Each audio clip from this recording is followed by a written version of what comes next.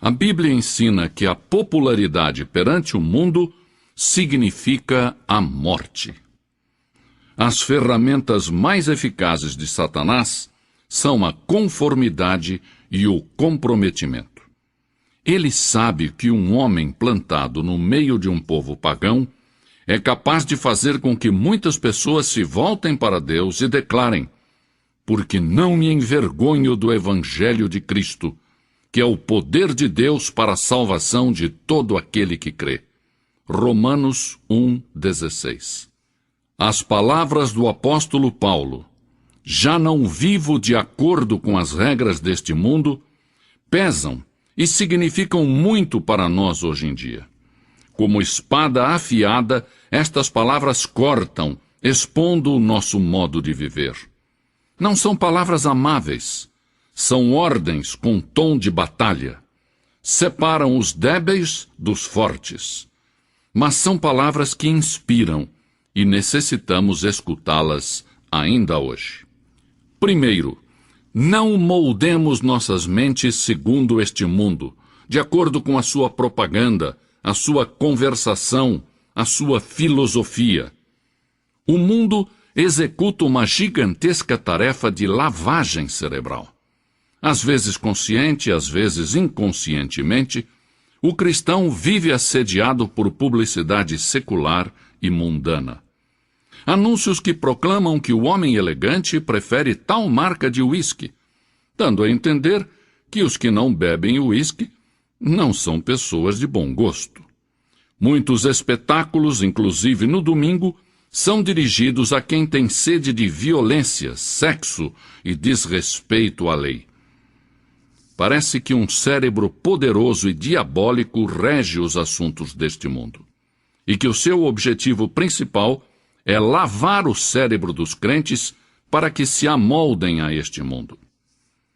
As coisas do mundo ameaçam contaminar a corrente de pensamento cristão. Satanás estará batalhando para distrair você cada hora de se dedicar a ler a Bíblia e a orar. Mas por cima desse estrondo, podemos escutar a voz das Escrituras, que nos diz: tende em vós aquele sentimento que houve também em Cristo Jesus. Filipenses 2,5. E não vos conformeis a este mundo, mas transformai-vos pela renovação da vossa mente, para que experimenteis qual seja a boa, agradável e perfeita vontade de Deus. Romanos 12:2. Nós, cristãos, não devemos nos amoldar às ansiedades do mundo. Há muitos cristãos que torcem as mãos dizendo: que desastre este mundo! A Bíblia nos diz que o mundo e seus desejos passarão, e que ele perecerá num cataclismo de julgamento. Nós, cristãos, devemos ser luz no meio das trevas. E a nossa vida deve mostrar tranquilidade, paz e gozo no meio da frustração, da confusão e da desesperança. Em segundo lugar, não devemos nos amoldar ao mundo no físico. Este nosso corpo está destinado a ser templo do Espírito Santo. Não devemos nos prostrar perante os templos de Baal. Devemos apresentá-lo completo a Deus, como sacrifício vivo. O nosso vestir, as nossas atitudes e os nossos atos devem ser todos para a honra e a glória de Cristo. O propósito de Deus para nós é que nos amoldemos à imagem do seu Filho.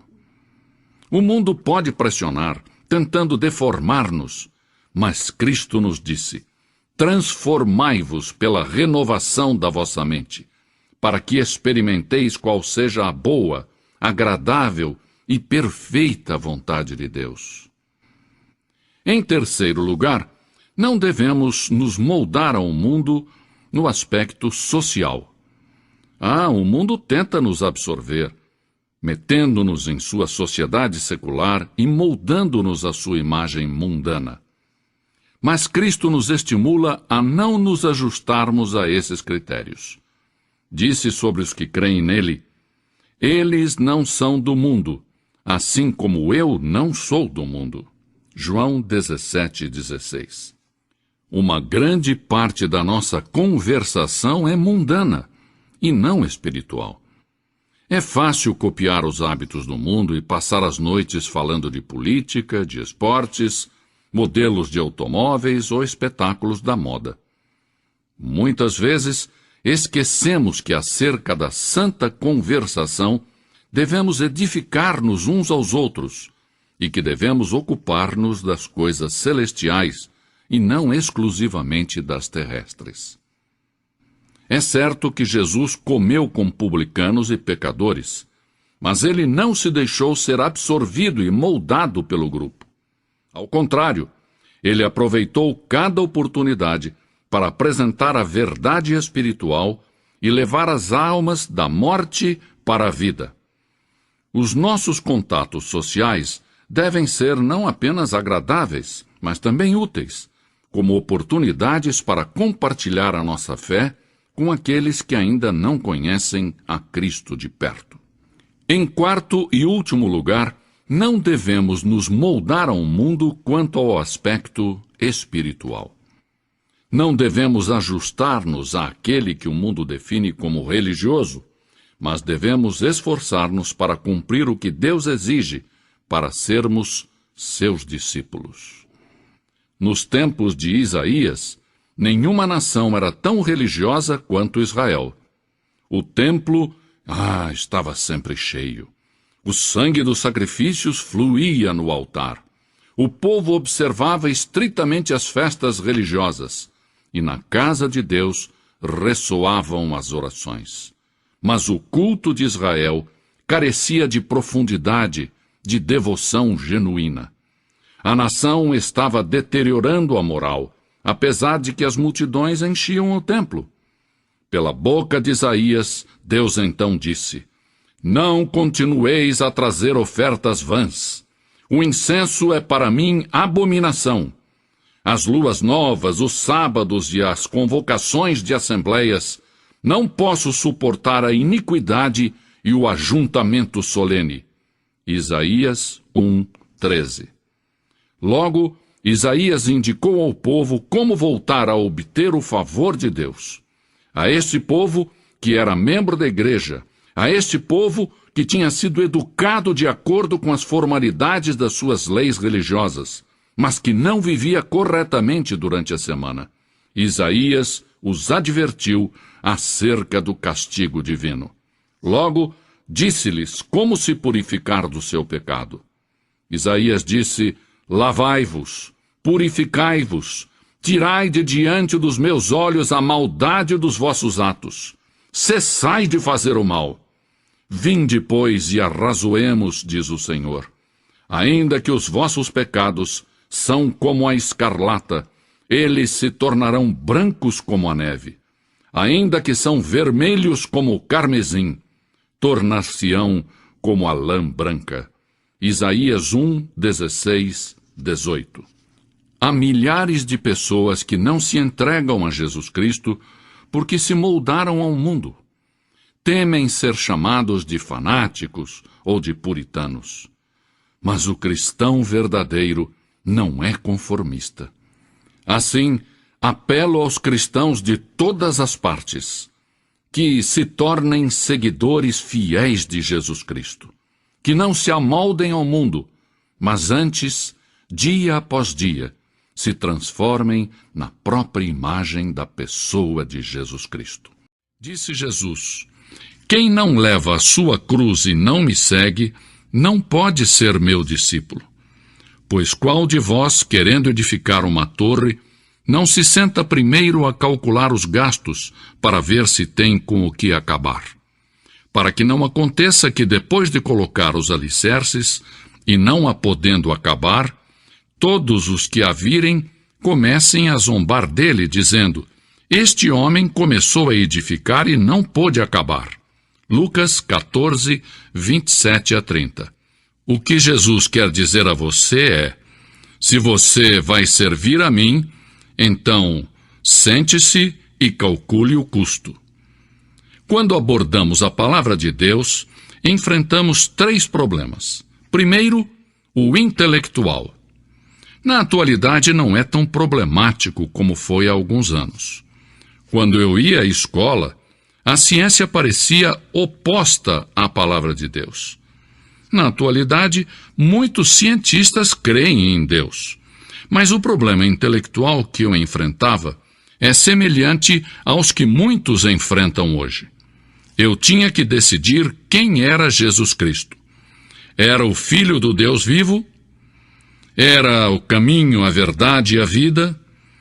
Jesus era a encarnação de toda a verdade científica, psicológica, moral e espiritual?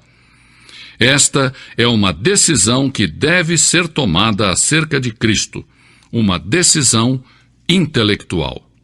A Bíblia tem algumas coisas a dizer sobre a mente. Temos que amar ao Senhor com todo o nosso coração, toda a nossa alma e todo o nosso entendimento. Tende em vós aquele sentimento que houve também em Cristo Jesus, diz a Bíblia. A mente é importante, mas é preciso recordar que tem sido afetada pelo pecado. Não é possível chegar a Jesus Cristo somente de forma intelectual. Esse passo deve ser tomado por meio da fé. Foi por fé que eu disse: Senhor Jesus, eu creio que és quem disseste ser, o Filho do Deus vivo, o Criador do universo, que morreu na cruz pelos meus pecados e se levantou outra vez para minha justificação. Creio, Senhor, que irás regressar para estabelecer o teu reino. Sei que és o meu Salvador e por fé te aceito. Quando fiz isto, ele entrou no meu coração e me transformou numa nova pessoa, e o mesmo fará por você. O segundo problema que enfrentamos ao comparecer diante de Jesus é da natureza moral. A satisfação das normas elevadas de Cristo. Jesus exige o primeiro lugar em tudo. As pessoas chegam a Cristo sabendo que tem que pagar um preço. Não pode levar consigo seus pecados sujos. Terão que deixar de mentir, de deitar-se com a mulher ou o homem que não seja o seu cônjuge, de burlar na escola ou no serviço. Tem que gastar tempo estudando a palavra de Deus para mostrar-se aprovado a Deus, como obreiros que nada têm do que se envergonhar. Todas estas coisas são custosas. Você está disposto a pagar o preço? Não é possível levar uma vida limpa na atualidade. Só há uma maneira: com Cristo no seu coração. O apóstolo Paulo disse: já estou crucificado com Cristo, e vivo não mais eu, mas Cristo vive em mim. Gálatas 2:20. As Escrituras dizem: pois o pecado não terá domínio sobre vós. Havia uma época em que o pecado reinava na sua vida.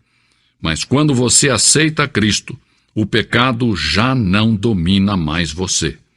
Cristo reina e pode ajudar você a satisfazer as altas normas morais e éticas que Ele mesmo estabeleceu. De imediato, o aceitar a Cristo não nos fará perfeitos. Suponhamos que você aceite a Cristo e se rebele e caia. O que acontece? Diga então imediatamente: ó Senhor, lamento, perdoa-me. Eu me afasto deste pecado com a tua ajuda e não quero voltar a cometê-lo.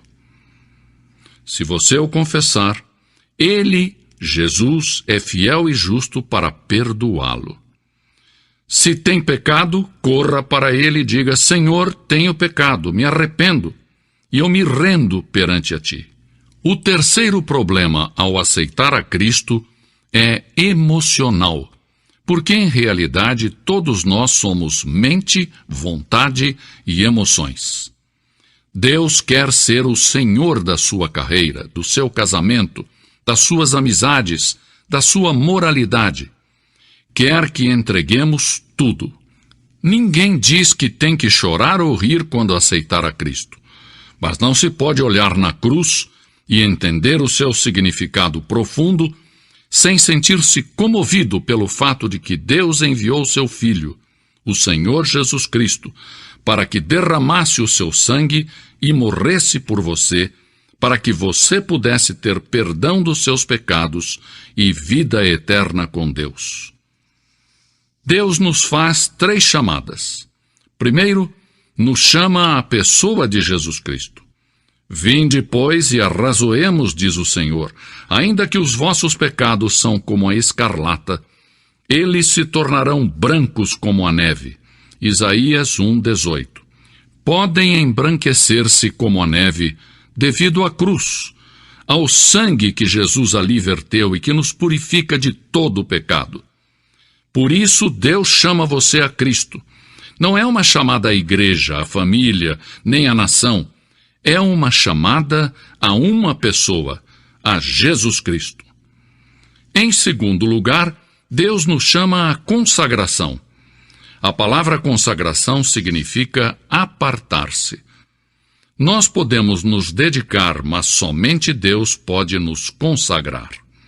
Rogo-vos, pois, irmãos, pela compaixão de Deus, que apresenteis os vossos corpos como um sacrifício vivo, santo e agradável a Deus. Romanos 12:1. Pense na sua vida como se fosse uma casa para a qual você tem um molho de chaves. Quando você responde à chamada de Cristo para a salvação, você entrega a Deus a chave da porta principal. Entrega a sua vida a Cristo como Salvador e Senhor.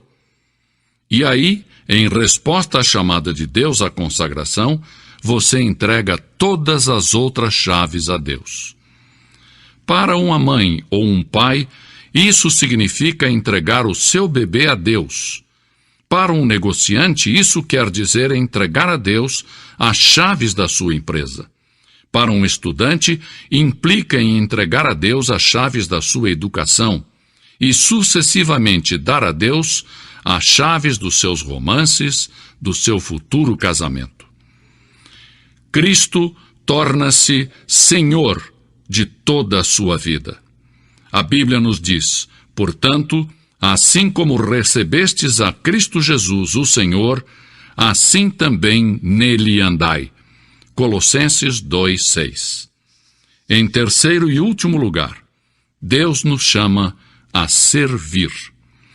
Ah, quem me dera que tivéssemos neste momento 1 milhão de jovens que dissessem: Senhor, irei aonde Tu queres que eu vá, e serei o que queres que eu seja. Sim, Deus os necessita, requer enfermeiras e doutores, negociantes e políticos, líderes cristãos que estão dispostos a pagar o preço, dar um passo à frente e servir a Cristo. O Senhor considerou que a oração era mais importante do que o alimento, já que a Bíblia nos relata horas antes da refeição matinal. De madrugada, quando ainda estava escuro, Jesus levantou-se, saiu de casa e foi para um lugar deserto, onde ficou orando. Marcos 1:35. Para o Filho de Deus, a oração era mais importante do que reunir grandes multidões. A Bíblia declara: e reunia muitas pessoas para ouvi-lo e para que os curasse de suas enfermidades. Porém, ele se recolhia em lugares desertos e orava. As horas preciosas de companheirismo que ele desfrutava com seu Pai Celestial significavam muito mais para o nosso Salvador do que o sono. E sabemos disso porque a Bíblia nos diz: num daqueles dias, Jesus saiu para o monte a fim de orar e passou a noite orando a Deus. Lucas 6:12. De maneira que Deus responde às orações. Porém, algumas orações recebem como resposta um sim e outras um não. Então, o que podemos dizer sobre as orações sem resposta? A Bíblia diz que existem razões específicas para as orações que não recebem resposta. Pode ser que a sua oração não tenha recebido resposta por causa da desobediência. Um filho desobediente não pode esperar se dar bem. A Bíblia afirma em Deuteronômio 28:15: Entretanto, se vocês não obedecerem ao Senhor, o seu Deus, e não seguirem cuidadosamente todos os seus mandatos e decretos que hoje lhes dou, todas estas maldições cairão sobre vocês. Quem sabe você não recebe resposta para sua oração devido a um pecado oculto. Davi disse com convicção: se eu acalentasse o pecado no meu coração, o Senhor não me ouviria. Outro motivo pelo qual as orações não são atendidas é porque somos egoístas. A Bíblia declara: quando pedem, não recebem, pois pedem por motivos errados, para gastarem seus prazeres. Tiago 4:3. O espírito que deve predominar na oração para que ela seja eficaz deve ser: não se faça a minha vontade, e sim a tua, Senhor. A verdadeira oração não é uma repetição vã de palavras proferidas em público para se fazer de religioso. Jesus disse: e quando orarem, não sejam como os hipócritas. Eles gostam de ficar orando em pé nas sinagogas e nas esquinas, a fim de serem vistos pelos outros. Eu lhes asseguro que eles já receberam sua recompensa. Mateus 6:5. A oração não se limita às posturas religiosas tradicionais, nem tampouco a lugares de adoração ou cerimônias religiosas. A Bíblia diz em 1 Timóteo 2:8: quero, pois, que os homens orem em todo lugar, levantando mãos santas, sem ira e sem discussão. Quando orarem, a postura corporal não é tão importante quanto a atitude do seu coração. Muitas pessoas dão ênfase à posição do corpo durante a oração. Porém, isso tudo tem uma importância relativa. A oração é simplesmente uma comunicação em sentido duplo entre você e Deus. A razão pela qual muitos dos grandes santos fechavam seus olhos para orar era que desejavam colocar de lado as coisas mundanas, a fim de que suas mentes pudessem estar concentradas exclusiva e completamente em sua comunicação com Deus. Não obstante, não está descrito em nenhuma parte das Escrituras que é importante fechar os olhos, mesmo que ajude a desenvolver uma atividade correta de oração. A pergunta seguinte que muitos fazem é: a quem foi dito que ore? As Escrituras nos dão a resposta: a todos os homens. Mesmo assim, é possível fazer a pergunta: onde devemos orar? Paulo nos dá a resposta quando diz: em toda parte. É possível que outros perguntem também: quando devemos orar? As Escrituras dizem: sempre. A oração é um mandato, um dever, um privilégio. Na era moderna em que estamos vivendo, aprendemos a dominar o poder da poderosa catarata do Niágara e tirar proveito para o nosso uso.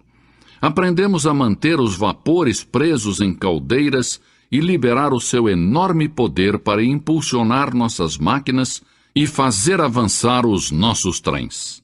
No entanto, são poucos os que aprenderam a desenvolver plenamente o poder da oração. Sim, porque a solução para todos os nossos problemas se encontra em Deus Todo-Poderoso.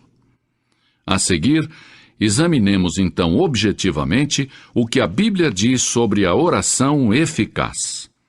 Em primeiro lugar, a oração é para os filhos de Deus. Jesus disse: quando orar, diga Pai Nosso. Deus tem uma responsabilidade especial para com seus filhos. E a menos que tenhamos ingressado para a família de Deus mediante um novo nascimento, não temos direito de pedir favores a Deus. Cristãos recém-convertidos me dizem: não sei orar, não conheço as palavras adequadas. Quando os nossos filhos estavam aprendendo a falar e encontravam dificuldade para achar a palavra correta, tentavam de todas as maneiras que eu e minha esposa pudéssemos entendê-los. E os erros que eles cometiam faziam com que nós os amássemos ainda mais. Portanto, são mais valiosas para mim aquelas primeiras tentativas de conversação dos meus filhos do que as palavras da maioria dos adultos que falam a mim sem dificuldades ou erros. Em segundo lugar, a oração eficaz tem que ser feita com fé. Palavras de Jesus. Portanto, eu lhes digo, tudo o que vocês pedirem em oração, creiam que já o receberam, e assim lhes sucederá. Marcos 11, 24. Em terceiro lugar, a oração dinâmica surge de um coração obediente. A Bíblia diz, e receberemos dele tudo o que pedimos, porque obedecemos aos seus mandamentos e fazemos o que lhe agrada. 1 João 3, 22. Se você quer que a sua oração chegue até Deus, submeta-se, entregue a Ele suas vontades, e então Ele, o Senhor, escutará a sua petição. Em quarto lugar, devemos orar no nome de Jesus Cristo. E tudo o que pedirem ao Pai em meu nome, eu o farei, para que o Pai seja glorificado no Filho. João 14, 13.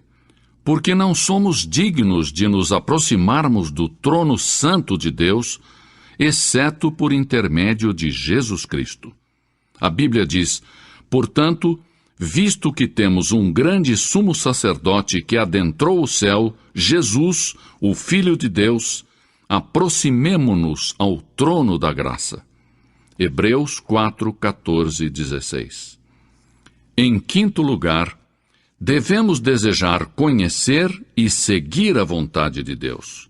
Inclusive, o próprio Jesus foi contra a sua própria vontade no momento e disse, meu Pai, se não for possível retirar este cálice de mim sem que eu o beba, então seja feita a tua vontade. Mateus 26, 42. A oração faz com que nos adaptemos aos verdadeiros propósitos de Deus, para nós mesmos e para o mundo. Isto não somente faz com que as bênçãos de Deus cheguem às nossas vidas pessoais, mas também nos abençoa por estarmos de acordo com os planos de Deus. E, finalmente, a oração deve ser para a glória de Deus. A oração modelo ensinada por Jesus é concluída com as seguintes palavras: porque teu é o reino, o poder e a glória para sempre. Para que as nossas orações tenham resposta, devemos dar a Deus a glória e a honra. As pessoas não gostam da palavra estreito, mas Jesus Cristo disse que há dois caminhos para a vida futura, que há dois destinos, o céu e o inferno, e que o caminho para o inferno e a destruição é amplo, enquanto o caminho que leva ao céu é estreito, e poucos são os que o seguem. Cristo não dividiu os homens em ricos e pobres, negros e brancos, sábios e ignorantes. Não. Ele os dividiu em duas classes, os que vão pelo caminho amplo que leva à destruição e os que seguem o caminho estreito que conduz à vida eterna. Em qual caminho você se encontra? Você pode entrar no caminho amplo sem nenhum esforço, viajar pelo caminho dos pervertidos sexuais, os traficantes de drogas, os assaltantes, os homicidas. Muitas pessoas que estão nas igrejas também andam por esse caminho. Mateus, o evangelista, nos conta que na mesma ocasião em que Jesus falava sobre o caminho amplo, descreveu algumas pessoas que pensavam estar andando rumo ao céu, mas que ao chegarem ouviram dizer: nunca os conheci. Eles então protestaram e disseram: Senhor, até expulsei demônios em teu nome, eu fui evangelista, eu fui isto ou aquilo. E Jesus assegurou que lhes diria: nem sequer os conheço. O Senhor afirmou que o caminho amplo é muito enganoso. A muitos pode parecer bom tirar o peso da vida, buscando todos os prazeres, satisfazendo todos os apetites. Mas a Bíblia diz: há um caminho que ao homem parece direito, mas o fim dele conduz à morte. Provérbios 14:12. Jesus disse que o caminho amplo leva a um lugar ou a uma condição que ele descreveu como inferno. Não pretendo solucionar todos os mistérios relacionados com o inferno, mas sejam quais forem os outros significados da palavra, sei que ela significa separação de Deus. Jesus empregou 3 palavras para descrevê-lo: fogo, escuridão e morte. A Bíblia ensina que Deus não se deleita com o fato de que hajam seres humanos que vão pelo caminho amplo que leva ao inferno. Declara que Deus nos ama e que enviou o seu Filho para que não nos perdêssemos. Enviou o Espírito Santo para que nos ensinasse e nos fará conscientes dos nossos pecados, a fim de que não nos extraviemos. Deus jamais quis que você terminasse ali. Será a sua própria decisão. Jesus disse que o caminho é estreito e a porta apertada, e que Ele mesmo é a porta. Eu sou a porta, disse Jesus. Aquele que por mim entrar será salvo. E nos disse: não procurem entrar por outro caminho. É o que fazia um ladrão. Há somente uma porta. Disse Jesus: eu sou o caminho, a verdade e a vida. Ninguém vem ao Pai, senão por mim. Ele disse: ninguém vem ao Pai. Não disse vai ao Pai. Ele disse: ninguém vem ao Pai, porque ele diz também: eu e o Pai somos um. Talvez você me dirá: Dr. Billy Graham, isso eu não aceito. Eu quero ir para o céu. Creio que o lugar existe, mas não quero ir por meio de Jesus. Pois então eu lamento, porque neste assunto não há alternativas. A Bíblia não me autoriza a regatear com as almas, nem a oferecer normas menos elevadas. É verdade que vivemos numa era de tolerância, em que se pode crer em qualquer coisa, mas também é certo que existem leis em todos os aspectos da vida. E Jesus nos tem dado um regulamento preciso acerca de como chegar ao céu. Segundo as Escrituras, o céu é um dom de Deus, devido ao que fez o seu Filho Jesus Cristo na cruz. Como será o céu? Do mesmo modo em que há um mistério quanto ao inferno, há quanto ao céu. Todavia, creio que a Bíblia ensina que o céu é um lugar concreto. Será uma das estrelas? Não sei, e não me aventuro a especular a esse respeito. A Bíblia não nos diz. Creio que ali no espaço, onde há milhões de galáxias, cada qual com um diâmetro de 100.000 anos-luz ou mais, Deus poderá achar algum lugar para nos colocar no céu. Não me preocupa a sua localização. Sei que será onde Jesus está. Ali é o céu.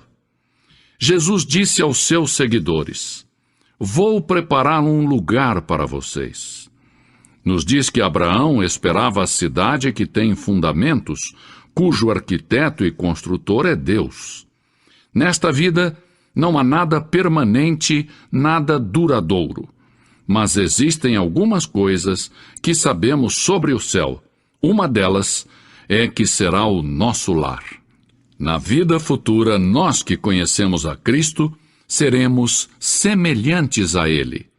Não haverá discriminação racial, nem pobreza, nem guerra.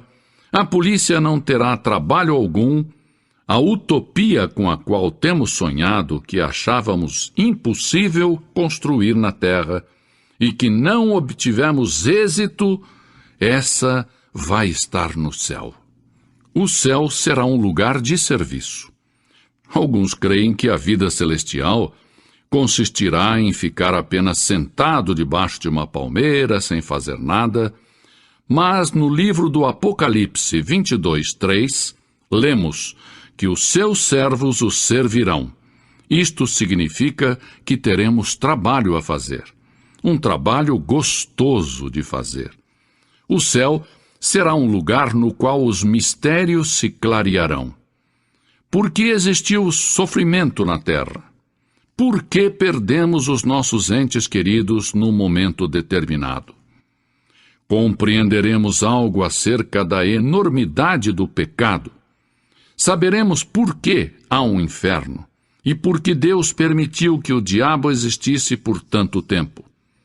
Entenderemos algo como o preço que Cristo pagou na cruz pela nossa salvação, de uma forma que agora não conseguimos entender. Há 10.000 perguntas que eu quero fazer ao Senhor logo que eu chegar ao céu. Entre elas estarão os problemas que me são apresentados por estudantes universitários, aos quais não tenho podido responder porque são mistérios na Bíblia. Como muitos outros, tenho posto a minha confiança para a eternidade no fato de que a Bíblia é a verdade e que Jesus sabia muito bem o que dizia. Se você ainda não colocou a sua fé em Jesus, eu peço que você o faça já. Como indivíduo, você tem o direito de rejeitar a minha sugestão. Não está obrigado a crer no que eu tenho dito. Você tem o livre-arbítrio, a liberdade de escolha.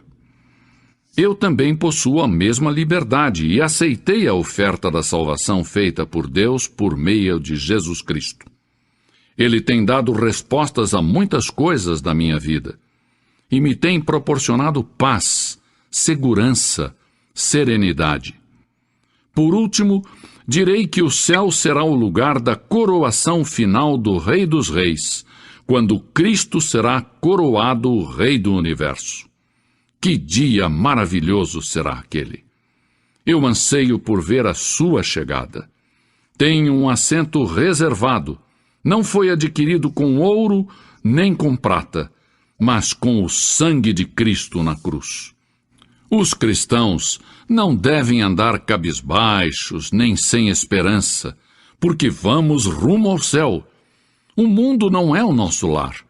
Temos que colaborar o máximo possível nesta terra, mas nós estamos a caminho de um mundo melhor. Quando compreendemos bem este fato, podemos servir melhor ao Senhor nesta vida. Os astronautas, antes de colocar os seus pés na Lua, fazem simulações e experiências para ficarem bem preparados. Se você pensa em colocar os seus pés no céu, terá que praticar um pouco enquanto está aqui na Terra. Terá que ensaiar pondo os seus pés na rocha dos séculos, que é Jesus Cristo. Afinal, em que caminho você está andando hoje? Em que direção você está viajando? Vai para a destruição pelo caminho largo, que parece no início agradável, ou vai para a vida eterna, junto a Deus, rumo ao céu? Você pode escolher. Pode dar o primeiro passo. É custoso. Não é fácil entrar pela porta estreita. Não é fácil seguir a Cristo. Mas é uma experiência gloriosa e cheia de maravilhas, ainda aqui na terra. Pense por um momento. Porque a Escritura diz, pela fé Moisés, quando o homem, talvez 17 ou 18 anos de idade, recusou ser chamado filho da filha do faraó. Recusou.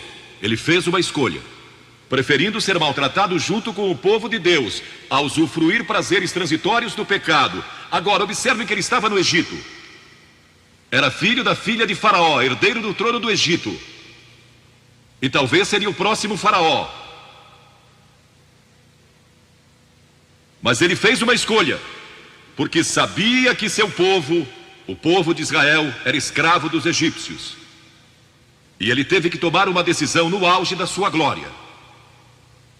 e no auge de tudo o que lhe foi oferecido.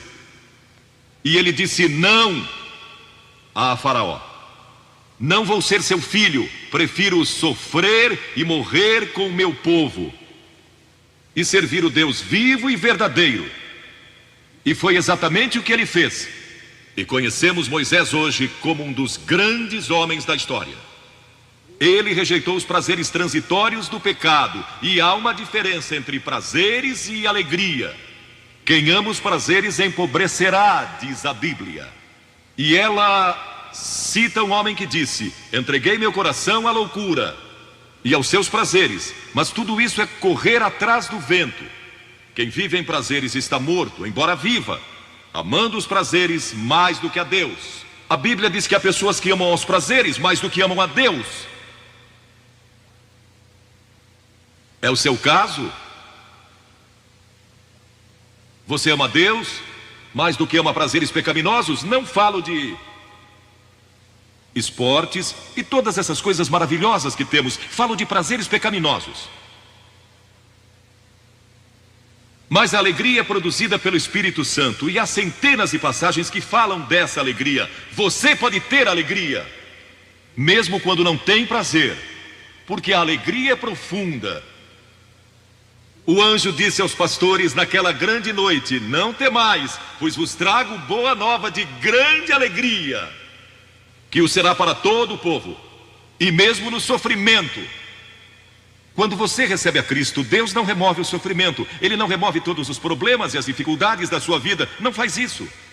Ele não promete, se você está desempregado, conseguir um emprego amanhã se você aceitar a Cristo hoje à noite. Ele promete que lhe dará graça e força e alegria em qualquer situação.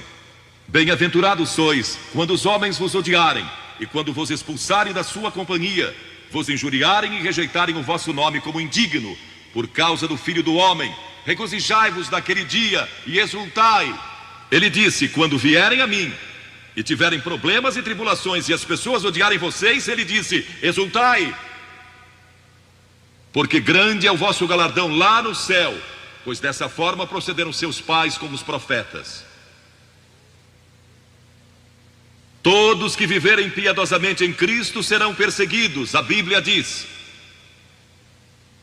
ainda haverá sofrimento. Jesus disse: quem não tomar a sua cruz e negar-se a si mesmo, não pode ser meu discípulo.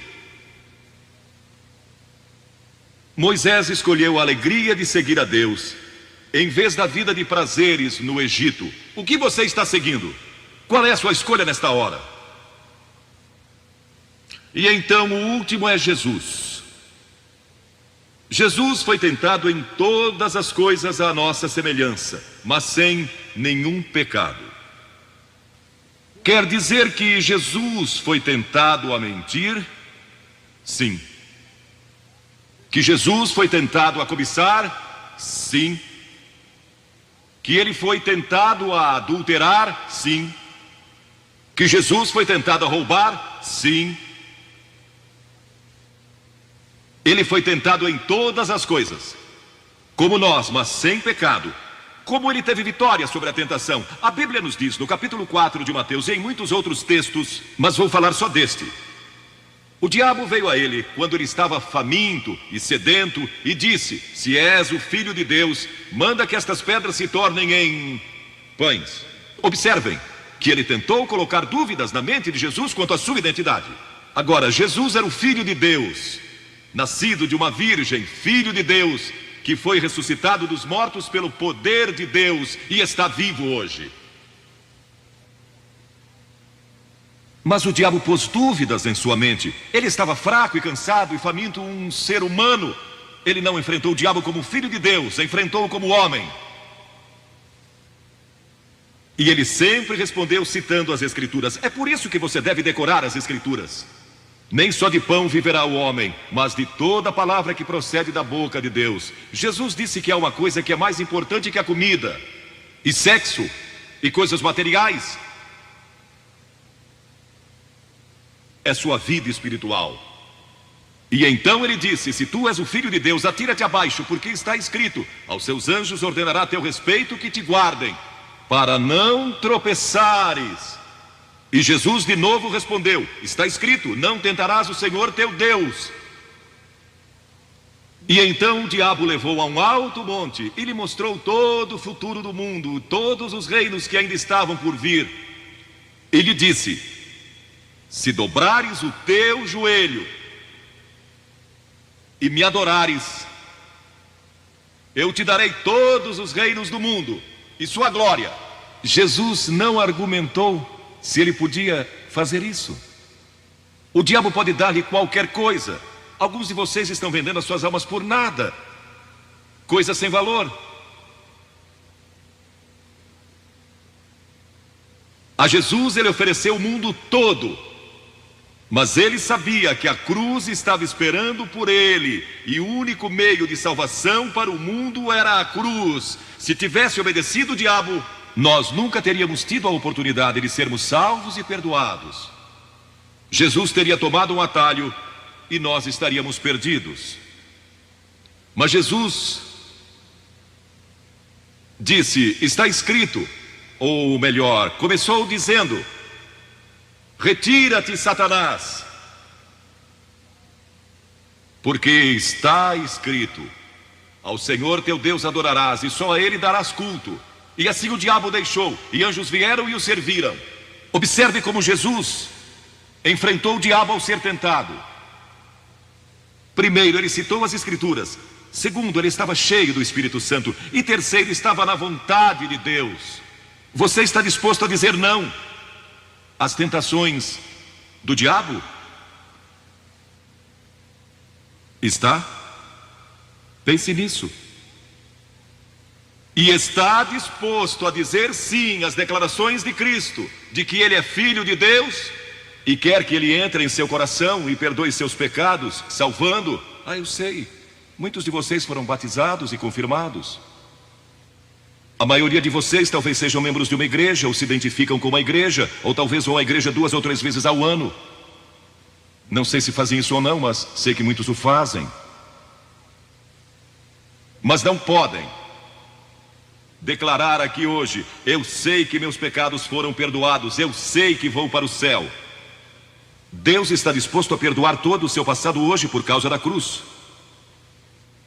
Deus está disposto a dizer: eu perdoo você, porque Ele ama você. E Deus se interessa por você como se você fosse a única pessoa em todo o mundo. E você pode recebê-lo nesta noite. Você diz: o que preciso fazer? Primeiro, deve estar pronto a se arrepender dos seus pecados. O primeiro sermão de Jesus foi sobre arrependimento. E a palavra arrependimento significa mudança, mudar suas ideias, mudar seu estilo de vida. Deixar que Cristo entre e o ajude a mudar. Está pronto a fazer isso? Não pode mudar por si mesmo, mas Ele o ajudará a mudar. Não que você será perfeito. Significa que vai dar à sua vida uma nova direção, e Ele estará com você para ajudá-lo. À medida que você anda dia a dia com Cristo, você vai falhar e vai errar. Não vai ser perfeito, mas Cristo estará com você, se estiver pronto a se arrepender. Diga a Deus: nesta hora eu pequei e me arrependo, e estou pronto a mudar. E então a segunda coisa é que você o recebe pela fé. Cliff disse há pouco que você não pode racionalizar a salvação. Há certas coisas que podemos compreender, mas muitas delas a princípio você não pode entender. Tem que vir como uma criança, dizendo: não posso entender tudo, mas eu te recebo em meu coração hoje pela fé. Pela fé que somos salvos, pela fé e não por obras, para que ninguém se glorie. Pela graça que somos salvos.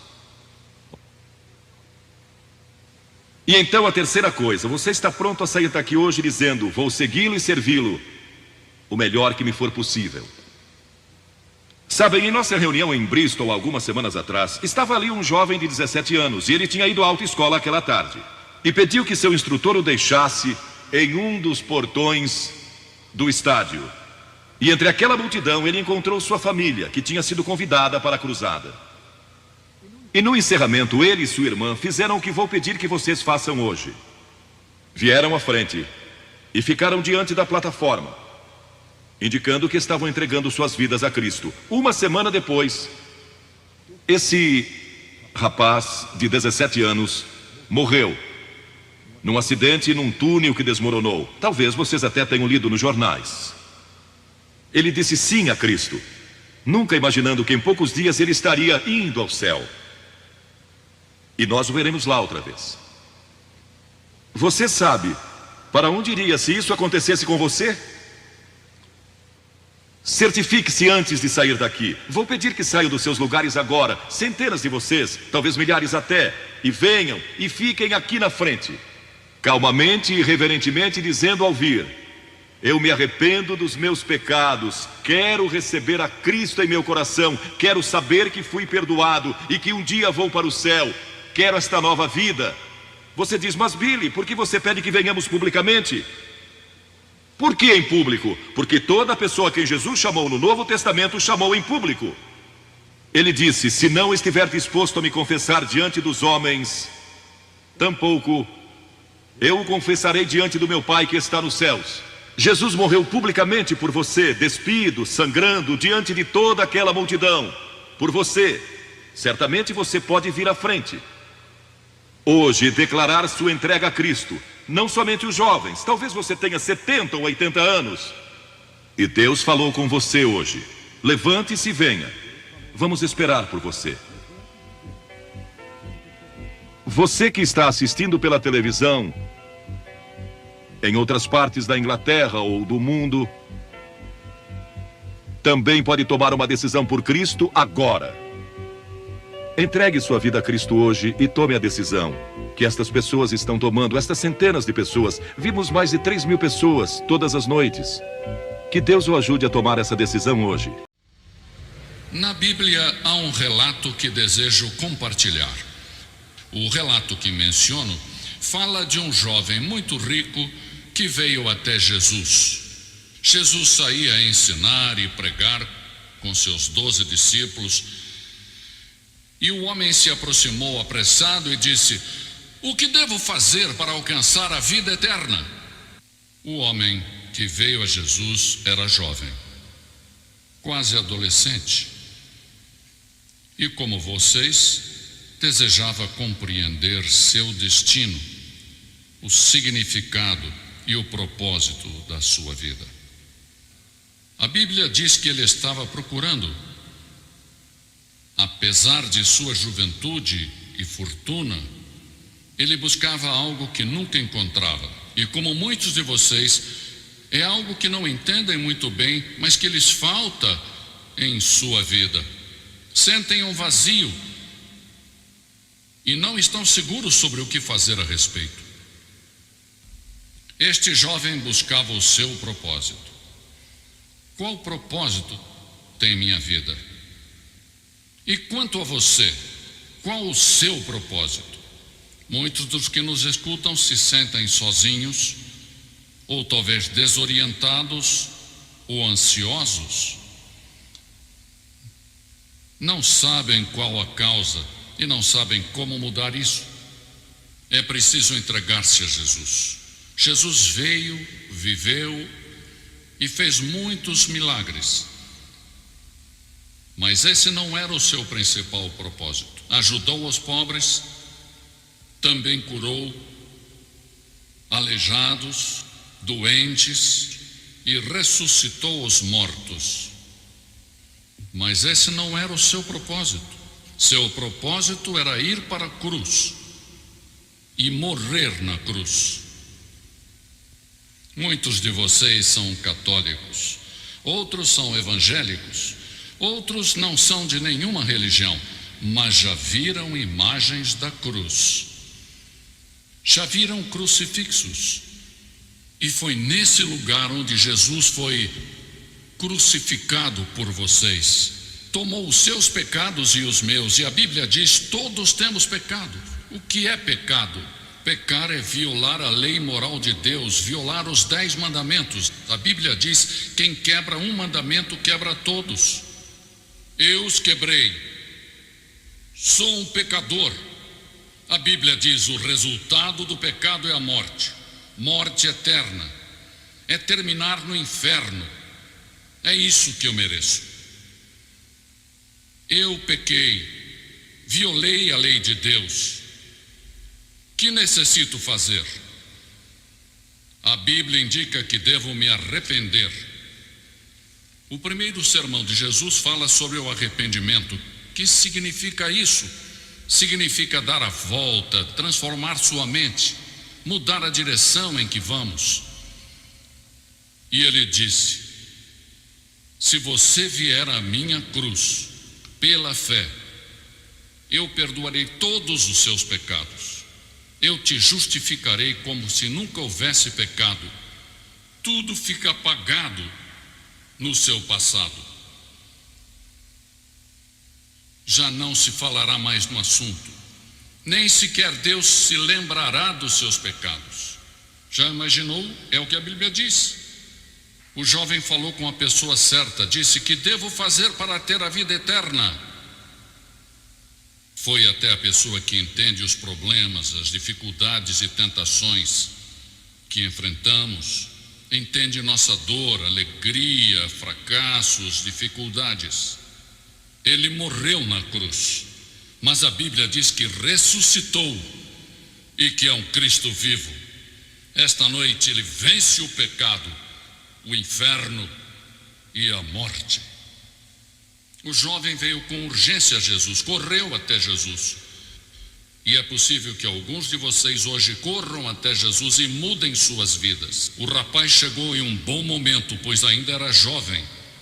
A Bíblia diz que com a idade o coração se endurece, se torna duro e mais duro. Lembra-te do teu Criador nos dias da tua mocidade, diz a Bíblia. Venha Jesus nesta noite. Agora mesmo, não deixe para amanhã ou outra hora. Você diz: eu sou membro de uma igreja, eu vou aos domingos. Jesus ensinou que ser membro de uma organização ou ainda de uma igreja não é a solução.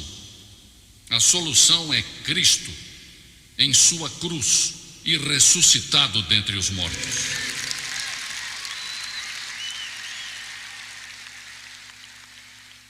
E esse jovem disse: que devo fazer?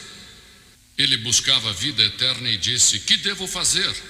Mas cometeu um erro ao pensar que poderia trabalhar para consegui-la. Não se pode trabalhar por ela. Deus a dá a você. Por fé, pela graça, Ele a dá, não a merecemos. Graça é um favor não merecido, é algo que não se ganha nem se merece.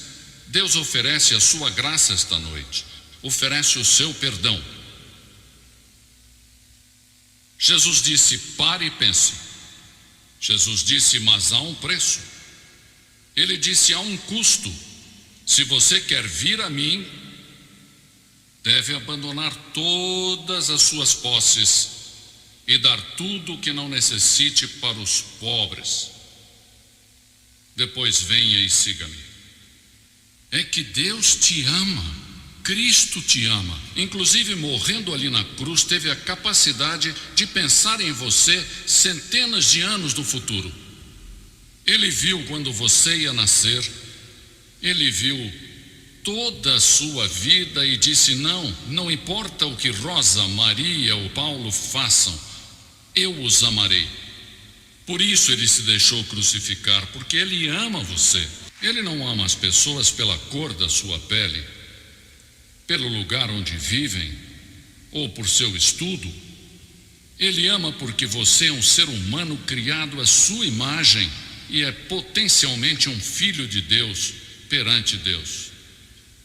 Todos somos iguais diante de Deus. Deus não olha a cor da nossa pele. Somos iguais. E chegamos à cruz, e ao chegarmos à cruz, somos iguais. Ele não olha e diz: você é africano, brasileiro, oriental, se é branco, é europeu. Não. Esta noite, Jesus olha para você e diz: eu amo você. Eu amo você.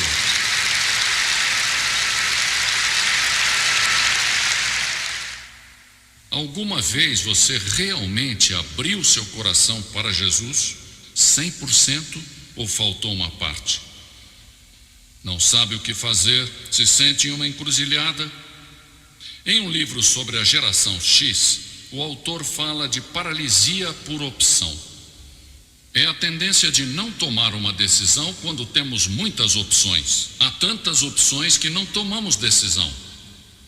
Mas você tem que escolher.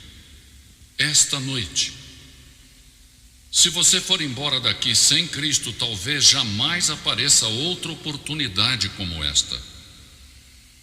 A Bíblia diz: agora é o tempo de aceitar. Hoje é o dia da salvação. Você dirá: o que eu devo fazer? Arrependa-se de seus pecados. Você deve se arrepender e não pode fazer sozinho. Você não pode mudar sua vida por vontade própria. Isso é impossível. Se você tentar, irá falhar. Mas Deus vai ajudá-lo. Essa é a maravilha do arrependimento. Você deve decidir se aceita o presente da vida eterna ou não. Se irá repetir o erro do jovem rico que não seguiu a Jesus e foi embora com tristeza. Ninguém jamais deu as costas para Jesus com alegria. Devemos nos preparar para ir perante Deus. A Bíblia diz: prepare-se para ir ao encontro do teu Deus. Você está preparado? Tem certeza de que é assim? Jesus ama você. Ele morreu por você e ressuscitou. Agora você deve vir, arrepender-se e colocar sua fé nele. Neste momento vou pedir que faça algo que mudará a sua vida e lhe dará uma esperança que agora não tem. Levante-se e venha agora. Talvez nunca mais tenha outro momento como este. Lembre-se que seja você quem for, Deus ama você. Jesus está chamando você. E se confessarmos com nossa boca que Jesus é o Senhor e crermos em nossos corações que Deus o levantou dos mortos, seremos salvos. Mas a todos que o receberam, deu-lhes a graça de serem feitos filhos de Deus, a saber, a todos os que creem em seu nome. Tudo é questão de crer. A palavra crer implica compromisso. Você compromete sua vida a Cristo? Então venha. Por que eu peço que você faça isso em público? Porque Jesus foi crucificado em público por nós. E ele disse que se não estivermos dispostos a confessá-lo diante dos homens, ele não nos confessará diante do Pai que está no céu. Você está assumindo um compromisso publicamente e dizendo: Senhor, quero conhecê-lo com toda certeza. Levante-se e venha.